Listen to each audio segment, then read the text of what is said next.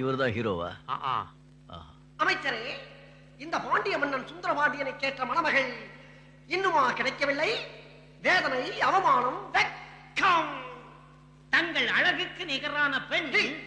நீ சொன்ன வார்த்தை என் காதில் சரியாக விழவில்லை. மீண்டும் ஒருமுறை சொல்.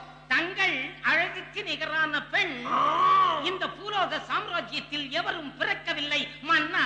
அப்படியானால் இந்த உலக அலையில் யாரோ கிளியப்பட்டா ஜான்சராணி இருக்கிறார்களாமே, அவர்களை சென்று பார்த்தீர்களா? பார்த்தோம் அண்ணா.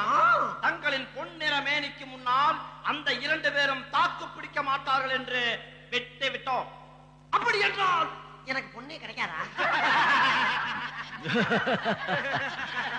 உங்களை திருமணம் செய்து கொள்ளும் பாக்கியம் ஒரே ஒரு பெண்மணிக்கு மட்டும் தான் இருக்கிறது. யார் அவள்? மருத நாட்டு இளவரசி மலர்குடி. அப்படியா? மலர்குடியா? அவள் என் அழகுக்கு அழகுக்கு இணையானவளா?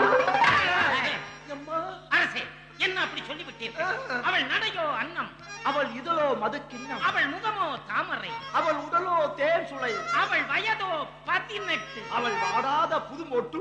அப்படி என்றால் நான் அவளை உடனே பார்த்தாக வேண்டும்.